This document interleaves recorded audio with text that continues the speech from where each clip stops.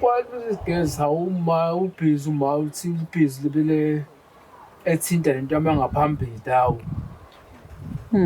Hawu sekuyaba uma usethi hayi angime kanje angenze into ukuthi kanje manje sengithaba ngophela siku-live TV ukuba in details ukuthi wes hayi yenza kanje faka la ungafaki la yabo into kanjalo. Beqhubeka kanjalo gcina sesikhambe sihamba lento yena eseyenza naserumini thola ukuthi ngilele ngiyabona umuntu bengilele umuntu ubhizi nento lezi hawu ibhizi lento ibivukele hawu sembona umuntu uphezulu kwami hawu sure lapho ke niyayisebenzisa ke protection yabona inkinga iqala lapho ngoba phela lento uyenza nami angilindele ukuthi uyayenza nawe ngeke ungathi ukuthi ubona umzali wakhe phezulu kwakho uthi usoyona zonke lezi zinto umzali wakhe phezulu kwami uyayitika ngami asakhula yena ngakho lokho kucasuka namnanga umzali engenzela into engayazi ngoba la ngokuso sikhathi lesi ngingayazi indaba ye-sex noma la usamncane yes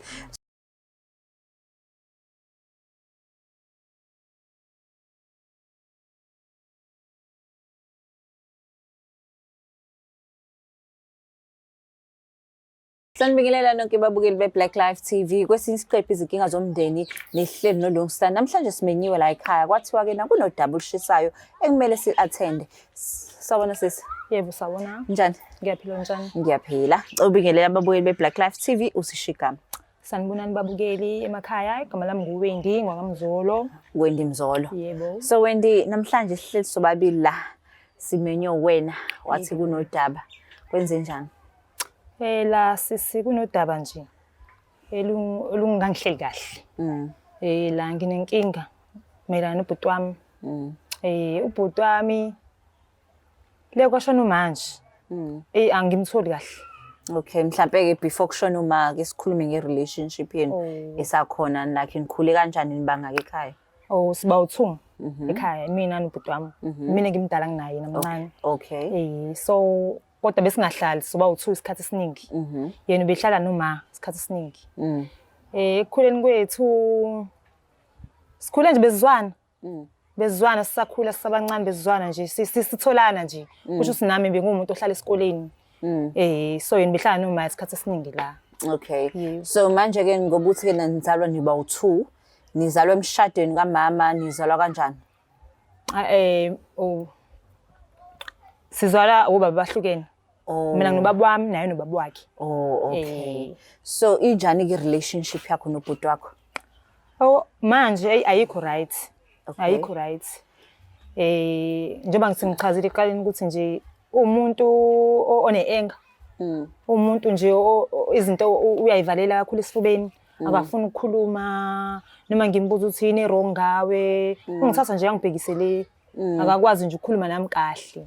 But ekuqaleni ibinjani? Ibi right. Like my right akungichazela ungineza isithombe sokuthi ke nabeni kanjani. Because yabo ngoba ngihlela anginazi nobabili. But ngiphi isithombe sona mangithi ngiyasibuka ke leso sesikhona manje ngibona ukuthi ngempela sekukhona umehluko. So esasekuqaleni isithombe besinjani? Isithombe sasekuqaleni bese abantu hlezi ndawonye. Yabo mangabe nenkinga bekwazi usangitshela ukuthi sisi la angiboni kahle u1 no2 ukanje. Bese abantu nje besiphilisana nje. Ukuthi nje babengichaza ukuthi nami isikhathi esiningi bengahlali la. Ungahlali la. Mina bengihlala esikoleni ngihlala noma. Okay. So ngobuthi ke namanje izinto zashintsha ngokushona kwamama. Awuxoxeke akhathe wagula umama kwenzakalani kuyena? Uma wagula. Wagula uma. So wayenjani umfoyini ke ekuguleni kwakhe? Ekuguleni kwakhe uma cause nami ngabuya wayengahlanji nathi isikhathi esiningi. Wangayena lo muntu lo owaye njengoba nje uma ngoba sahlala naye sikhule sihlala nomasi uba u2 ukuthi lapho uzothi uzongiphumuza lapho athi hayi nawe nami ngizomnayekela kanje yabo nje wenje kodwa wawumbona ukuthi futhi kwesinye isikhathi ubuya be happy yayibona leyo nto. And then ekushoneni kwamama ekushoneni kwamama inkinga kila yaqala khona ke nje kahle kahle yaqala khona inkinga. Okay. Ekuthenini ubhuti wami bengasahlala ekhaya. Nje bengasahlala ekhaya angimazi ukuthi udlaphi. Futhi ngathi useyabhema. If ngikhuluma naye ngimbuza ukuthi hawu mfundo yini wrong ngawe? Njengoba phela sasizwana. Hayi ngithatha nje angibhekise le. But awusho ke yabona ngiya-understand uma uthi ukubhekisa le like awusho i-incident or i-event la yake abankulu khona eyenzeka phakathi kwenu. Okay la khona ngabona khona ukuthi no khona inkinga kahle la. Yabo. So khona nje into ayifuna ungitshela yona yabo. So kodwa emayelana noma so akakwazanga ukuqhubeka naso story because wayedini une-anger akakwazi ukukhuluma kahle nje. Mawuthi une-anger yini ayenzayo like yena ngicela ngiphe something nami engizosho ukuthi yabona lo muntu une-anger like ngiphe something ebambekayo. Wakhahlela ifridge khona la khona khahlela khona ifridge ngikhuluma naye. Wakhahlela ifridge nje. Nganga-understand ukuthi ukhahlelela ifridge because mina ngikhuluma kahle naye. Nanikhuluma ngani? Sasikhuluma ngimbuza ukuthi yini wrong ngawe kahle. Kuhlala nami phansi ukhulume nami because ngusisi wakho. Uma ungakhulumi nami uzokhuluma nobani. Wakhahlela ifridge umfana wasukuma wakhahlela ifridge. Ngambuza ukuthi hawu yini wrong ngawe? Kwenze njani? Khuluma nami. Yabo but lapho sisakhuluma wafaka igama lama kodwa akaqhubekanga naso story. Mayifaka igama lama uthini? Wathi nje inkinga yaqala la khona uma khona engenza ukuthi so azange aqhubeke naye nestory. So ngifuna ukwazi ukuthi yini wrong ngaye. So usho ukuthi ke nakhathi eshona umama wadila nakho ukuthi ke namhlanje ushonile mhlawumbe une-anger yokuthi mhlawumbe kwashona umama noma cause angiyazi ukuthi ke nabafana bakhuluma isikhathi esiningi abafani nathi. Siyakhuluma sikhalele. So ngenzeka ukuthi mhlawumbe yena akwazanga ukuthola ithuba lokuthi akhulume ngokushona. Into engiyibukayo okay njengoba umama engasekho emhlabeni. Khona ukujabula anakho yena ukuthi akasekho lo emhlabeni. Khona ukujabula anakho yena ngaphakathi kancane ngithi ngiyakhuluma naye ngibona ukuthi hayi yabo khona ukujabula nakho. Kodwa manje angazi ukuthi engiqhamuka kanjani angazi so ile nto engifuna ukuyithola ukuthi kahle kwenzakalani because angazi anti siba uthungu nje.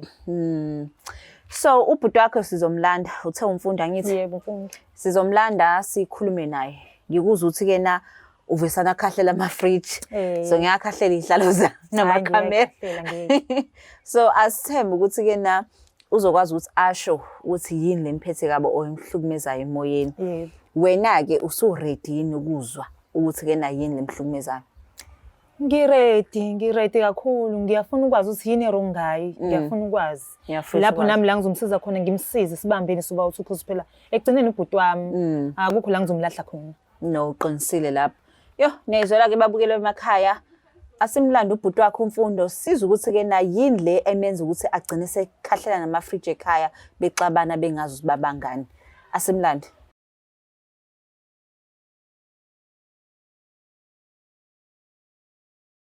Ake sesibuyile babukeli beBlack Life TV sesimlandile lana umfundo usehleli nathi sabona mfundo. Yebo sabona sisunjani. Njani? Ngiyaphila. Siyaphila. Igama lami nguLungsta kwa Black Life TV. Kuhlelo ithi inkinga zomndeni simenywe udadweni la uWendi. Wathi ke na ucela sisondele. But before ngineze uWendi ithuba lokuthi akhulume, ngicela ukwazi injani relationship yakho noWendi? Oh hayi uWendi usisona umdala. Sikhule naye nje ndawonye sikhuliswe uma wase wathola isikhathi yethu athola ukuthi angifunda sohamba wahamba wakushiya noma ngishiya noma la ngasela noma. Okay so but ke masikhuluma ngoWendi ke like ungasho ukuthi usisi ohleze khona momdingi? Yeah ngasho ukuthi usisi engikhalela kuyena yabo uqhamuka nje lezo inkingana lezo engikhalela kena noma ngithola inkinga engingazona ezamaqiniso khona nami inkinga zama ngiyidinga khalela kuyena usisiso kanjalo nje ongisizayo yabo So kwaba njani ukuthi-ke nakushiye ahambe esikoleni i-relationship yena ayiphazamisekanga? Ya yathi ukuphazamiseka kona. Yathi ukuphazamiseka ngifuqa ngama. Kodwa wakwazi ukustila ukukhuluma naye? Ukukhuluma naye sikhuluma naye kodwa appearance yakhe ngokusaba khona la eduze kwami lithe usisi wami umdala. Iyona ke ngasho ukuthi yalimaza. Okay, so ngizotetela uWendy la akutshela ukuthi-ke nayo indaba esibize la. Cela umlalelo. Mfundo njani? ngiyaphila. Ngiyaphila bhuti wami. Mina ngicela usisi ukuthi sithi ukuthelelana amanzi kahle kahle. Mina nayo. Yazi mfundo la angazi kahle kahle ukuthi kwenzakalani ngawe. So ngiwarishekile ngawe kahle kahle. Yabo? Njoba nawe wazi ngoba ngihlezi ngibuza ukuthi yini wrong mfundo. Why ngafuna ukukhuluma nami? Yabo because ngiyabona ukuthi konke engekho right ngawe, yabo? So manje ngiyacela bandla bhuti wami. Ngicela ukuthi ungitshele ukuthi yini wrong ngawe. Yabo? Ngifuna ukwazi kahle kahle ukuthi yini wrong ngawe. Ngiyacela nje ukuthi ukhulume nami nje. Ngase umtshele mhlambe ukuthi-ke na indaba uzuzizwe ngathi-ke na konke wrong. Mase Like umchazele ukuthi yini lo usuyibonile ngoba ucanga ukuthi konke wrong. Cha ngiyabona ukuthi cha akasayina lo mfundo lo yaya lo wasekuqaleni awusayena nje kunomehlo kakhulu ushintshile. Ngingasho kanjalo ukuthi ushintshile izenzo zakho ayisafani nje asekuqaleni yabo. And futhi uyangibalekela asisahlali nje kahle nje sihlale sixoxe. So uma kungena mina uyaphuma. Mawuthi izenzo awuchaza unabe ezenzweni uchaza ukuthini? Ngichaza ukuthi umfundo nangelanga lamali lokungcwaba. Umfundo nje wayengayena wayethuka. Umbona futhi uyahlanya. Uyahlanya nje akabambeki. Wajiya futhi lapho wahamba wangaphumelele kuyimathunini. So wagcina ekhaya. Wangeze emathuneni. So akayiphosanga inhlabathi. Akaze ngayiphosa inhlabathi. Mfundo. Hayi, ngiyamuzwa sisi wami. Uyakhala naye ngikhuluma ngaye. Kodwa sisi wami awubusithona nje into iqala. Uqala into lekhathi usuhambile. Usuhambile uma khona izinto ezenza kumina. Izona lezi ngathola sisi wami ubona lokulaka lokubonayo. Wenzani? Awuma. Benongithinta endaweni yangafanele ngithinta khona. Iziphi lezo indawo? I-private part nje yami nje. Beyithinta nami sengiqala ukungena kuma-adolescents ngiqala ukungena estageni. Abo ngino 12 yabo 13. Awuma Bizuma uyangithinta amanama nganginaki ngithi manje ngisayingana ama kusahlwempu nje ukuthi awangithinta ngithinte kanti manje into engithinta ufuna ukufeza izenzo zami. Okay, inzima lento eyishoyo na unfortunately usashona umama wakho but-ke na awuchaze ngosuku elaqala ngayo le ndaba. Yaqala noma ungasasho ngama-dates kodwa ukuthi yaqala kanjani kwenzakalani ngalolo suku. Ungathini umama umuntu angathini sikhule ebuya ngigeze. Okay. So yaqala nje kanjalo nje yabo leyo. So uyazi wena ukuthola ukuthi ugeza ethi hayi wozogeza nami. Yabo leyo. Sisithola sesishare i-toilet sokuthi usigeza usigeza sokuthi. Uqala lapho ke elibele ngithinta nami hayi nami inganaka hayi ngithinta sekhamba segcina sesilalana nomama. Njani manje? Phela ngendlela ungithinta lebele ngithinta ngikona lokho kugcine kuholele uze asaze egcine sesilalana nomama. Sho, Wendy. Yayizwa imkhuba wami wakho. Mfundo. Wayipho mina ungakazi ukhuluma nami into nje. Sisi wami ngiyayibhodla ngoba ngiyibhodla namhlanje. Kodwa bona emphefumulweni nice enhlizweni angazi mixed emotions angazi fe ngicabangela ingakho kusizungibona zona ngicasubile. Noma uthi uphatha igama lakho ukhuluma igama lakho uze nje ukhulume nendaba ukuthi ngikahlela nami ne-fridge kahleliswa yiyona into ne-fridge ngamanje swami yangihlukumeza le namhlanje nje anginantombi. Why? Manje ngisaba lento lokuthi phela mhlawumbe uzongihlukumeza yabo le ngoba phela manje. So uma wakho wakhathe yenza lento lena mawumbuza like wayithini like akukho lesi sikhathi wakwamconfronta khona umbuzo uthi mama ngenzani? Into engayisho mina angisike isikhathi sengingase ngamconfront. Into eyamane yenzeka nami sengikhula semfundo ku-grade 10, 11, 12 kanje ngaqala ngene ibhemeni. Uzama ukuqiba lento. Uqiba lento lezama ukukhohlwa nemicabango le yabo. Thatha ne-peer pressure yabangani ngangena sindele ekubhemeni. So manje uthi ke nawalala nawe ngiyaxolisa ukuphindisela kulolu suku kodwa like ke ngicela ungichazele ukuthi kwenzakalani naqala nageza kwase kwenzakalani. Safika sageza hayi besigeza nje enjoy sigeza hawu kwathi besigeza uma ubhizi uma uthi ubhizi libele ethinta lento yamangaphambili dawo hawu sekuyaba uma usethi hayi angime kanje angenze into ukuthi kanje manje sengisaba le ngophela live TV ukuba in details ukuthi wes hayi enza kanje faka la ungafaki la yabo into kanjalo beqhubeka kanjalo gcina sesikhambe sihamba lento yena eseyenza naseromini thola ukuthi ngilele ngiyabona umuntu bengilele umuntu ubhizi nento lezi hawu ibhizi lento ibivukele hawu sembona umuntu uphezulu kwami hawu sure lapho ke niyayisebenzisa ke protection yabona inkinga iqala lapho ngoba phela lento uyenza nami angilindele ukuthi uyayenza nawe ngeke ungathi ukuthi ubone umzali wakhe phezulu kwakho uthi soyona zonke lezo umzali wakhe phezulu kwami uyayitika ngami asakhula yena ngaqhubeka naloku ucasuka nangu umzali engenzela into engayazi wena ngoba sikhathi lesi bengayazi indaba ye-sex noma la usamncane. Yes, so manje akathe gula ke waba nayo conversation naye ngalento ayenze wena because i-rape phela le big rape. Angifuni ukugqoma manje nasikhathi segula kahle mina ngeke umuntu oba emotional uthanda into zami ngiyivalele ngaphakathi yabo leyo beyiphuma ngaleso sikhathi leso ke ngicasukile yabo leyo de kanjalo wena yangazi ngibe naleyo conversation nje ukuthi hayi ma yalikhumbula usuku lokuthi wenza ukuthi nokuthi hayi angazi mina. So wakwenza kangaki kuwena? More than 4 times. More than 4 times.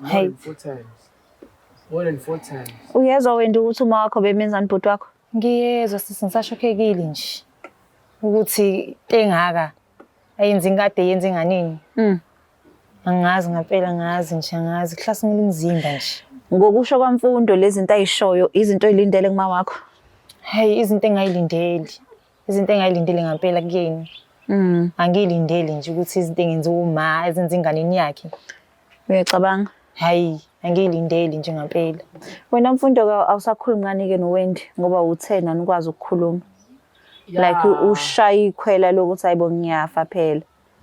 Sesikwazi ukukhuluma manje into eyinkinga manje kade engafuni uxabanisa umndeni noma noWendi yebo leyo ngoba phela nabo banobudlelwane babo ngithi yebo leyo manje ngenza ukuthi singadivayideki ngoba phela sinabazali abahlukene obaba so manje imbokodo yethu bani uyena so manje bezophinda futhi mina ngihlukanise leyo nto yonke nje eyangibamba kakhulu ukuthi ngize umbhodlele usiswami nakho ngisenkingini kanje. So usakhuluma ngobaba ubaba wakho yena kwazanga uyom-approacha umtshela ukuthi khona into ayenzile kumina umama. Hayi So bidila nawe wedwa nje. Ngidla nje ngedwa nje. Ngiyaqala nje namhlanje ngiyaqala ukuyikhuluma namhlanje. Esikhathini singaka kodwa. Waye ungakhulumi namhlanje namphathi ukhulumi nami nje. Amahloni longafuni ukuhlambalaza uma kanjani bhuti kanjani ngempela ngalento phela yena cha ngiyayizwa into sengisho sikanjani ngoba phela umuntu uma ngabe kukhonto ayenzayo kweni efanele uhlale nami phathi ungitshenge ukuthi sisi uma ujole ungenza kanje nanje ayiki amabayi leyo nje angivulanga isifuba uyabo kodwa manje uthi leyo nto ikulimaze kanjani ulimele ngaphakathi ulimele kakhulu futhi lezi iqambela Limazile. Emotional. Ngiyezwa ethi ke na uwende nentombi akakaza kubona unentombi. Abantu besifazane ubanyanya kangako. Hayi ngisho ukuthi ubanyanya kangako. Phela nje ukuthi saba nje ezeyintombi njalo beyiqhamuka ezifana. When you say understand what khahlela nefridge. Uzizwa kanjani? Hey sisi angiphatheka kabuhlungu. Phatheka kabuhlungu ngempela ngoba phela uma yena umuntu behlala naye la ekhaya. Yena umuntu nje nami bengazi ahle uTalking kwavela ihlala ubhuti wami vele uright. Uma ngabe into kanje ezoqhama manje yena engasekho ukuthi azoyikhulumela yena ngoba phela meke ukuthi ubhuti wami ngeke vele ubhuti amaqamba amanga. Lento ayishoyo iyona shuthi. Ngeke aqamba amanga aqambele uma wakhe umzala because vele bekade ihlala naye vele la endlini. So mfundo wazizwa kanjani ukuthi ushonile? Wathi angikhalanga. Njengokuqala yabo angikhalanga. Ukuzizwa ukuthi angijabule. Kwamanje ngise ngibuka ezimuntu owangidlula yabo leyo nto angazi ngijabule noma ngikhale. Yabona nje ngamanje nje ngayithulela nje ukuthi useshonile. Ngayithulela la sisoma kabonanga nje ukushintsha kumina ukuthi hawu wena njengophela buhlela noma wena fobona ukona nje yabo uyatshengisa la ukuthi hayi khona ulahlekele wangempela yena bengekho la mina how much more nento ngikhona every day la angitshengisa ushintsha yabo. Yazi imfundo ibhlungu ngempela lento lena ngizwa ukuthi iphuma kumuntu wesifazane ngoba umama ibona into ingane ibalekela kuyena uyena umuntu oyiprotector and kubhlungu ukuthi ubuyigcine kuwena isikhathi sidangaka. So bengizocela ukuthi ke na sithumele uchwepheshe ozokhuluma naye uzame ukuhila nawe because uwende nalana uworried ukuthi how ulindele ukuthi phela kuzoqhamuka osqueezer nibe umndeni futhi nakheke nibe baningi. So uyabona ukuthi hayi leyo department ayibalekela. Mhlawumbe mangase ngikhulume naye umuntu ozongilethela yena ama-class ephinde angizohamba ama-sessions mhlawumbe ngangconywana Wazi umuntu engizokhuluma naye useceleni ungayena owasemndenini ngathi kukhulumeka kangconywana ukukhuluma nomuntu ni-professional yabo njengoba ngikhuluma nawe kuba ngconywana kuyaqala kancane hamashimona masizothola usizo-ke ngizokwazi ukuthi ngihileke nami engale ngivalele ngaphakathi mina izokwazi ukuthi yehle. Wendi ufisa ukuthini kumfundi usuzwile ke into that he had to go through ngenxama wakho, so ufisa ukuthini kuyena? Hey bhuti wami ngiyazulana nawe ngalento yakwehleleni kodwa befanele ukhulume nami uzame indlela ukuthi ukwazi ukuthi ungihlalise phansi sikhulume njengabantu bandawonye. Uyazi bengeke ngize ngikulahle uma ngabe ukhuluma iqiniso hayi ukuthi ubuzohlukanisa mina nomama cha bunge uphatheka kanjani mina ngikushiya noma ngazi ukuthi uyena umuntu oyiprotector yakho kanti yena umuntu okuhlukumezayo. Angikho right angifunqambanga ngikho right ngaphakathi nje ngimushakele kodwa ngifuna wazi ukuthi ngikhona ngizokweseka ngizokusupporta. Ngiyabonga sisi wami ungiletha la ehlelweni ngoba la kukhona lento engiyibona nawe ronke ngami ngoba usukwenza nami ngizokwazi nami ukuthola uzama ukuthola usizo ukusizakala. Hayi, so wenza sure nathi Black Life futhi siyakutholela usizo.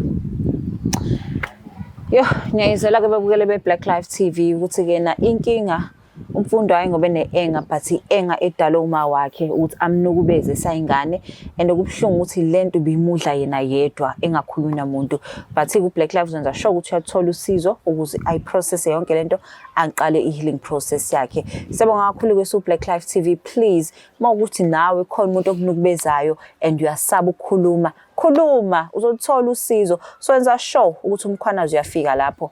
Sibonga kakhulu. Please don't forget to share, like and subscribe. They're black.